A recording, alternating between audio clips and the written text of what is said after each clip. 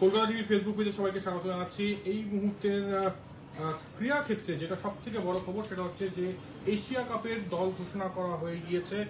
বৈঠক চলছিল মুম্বাইয়ের হেডকোয়ার্টারে এবং এই মুহূর্তে যা আপডেট পাচ্ছি যে সব থেকে বড় আপডেট যে শুভমান গিল, যাকে নিয়ে প্রশ্ন ছিল যে তিনি দলে আসবেন কি আসবেন না, তিনি দলে এলেন এবং শুধু এলেন না, ভাইস ক্যাপ্টেন হিসেবে এলেন। এবং একই সঙ্গে যে পুরো টিমটা সেটা একবার বলে দেবো, Suryakumar Yadav captain, Shubman Gill vice captain, Sanju Samson, Abhishek Sharma, Tilak Varma, Rinku Singh এর কথাও বারবার উঠছিল যে তিনি কি দলে প্রত্যাবর্তন করবেন, তিনি কিন্তু দলে রয়েছেন। একই সঙ্গে হার্দিক পান্ডিয়া, শিবম দুবে, কুলদীপ যাদব, অক্ষর প্যাটেল, জিতেশ শর্মা, হর্ষিত রানা, হর্ষদীপ সিং, বরুণ চক্রবর্তী, জসপ্রীত বুমরা।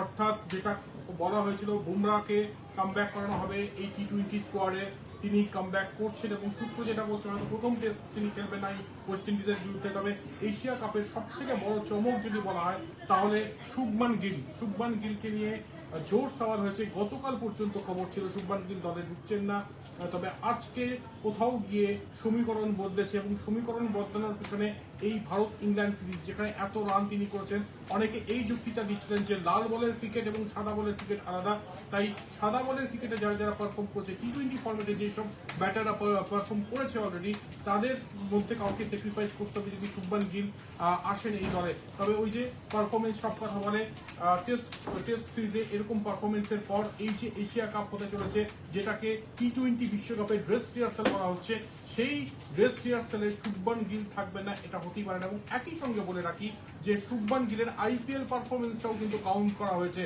অনেকে বলছেন যে সাই সুদর্শনকে কি নেওয়া হতে পারে, তবে সাই সুদর্শন এই টিমে নেই, কিন্তু শুভমান গিলকে অবশ্যই এখানে নেওয়া হয়েছে এবং যাতে ওই একটা এমন সিচুয়েশন আসে মাঝে মাঝে যে 3টে উইকেট পড়ে গেল 10 রানে, সেই সময় যাতে অ্যাঙ্কারশিপ রোলটা প্লে করতে পারে শুভমান গিল, সেই জন্য কিন্তু এই তার নির্বাচন। এবং আপনাদের সঙ্গে অলরেডি আমরা বলেও দিয়েছি ওটা স্কোয়াড কি হয়েছে। তাই দেখার বিষয় যে সূর্যকুমার যাদব ক্যাপ্টেন এবং তার আন্ডারে ভাইস ক্যাপ্টেন শুভমান গিলের এই দুই নেতৃত্বের তত্ত্বাবধানে কিভাবে পারফর্ম করে এশিয়া কাপে টিম ইন্ডিয়া।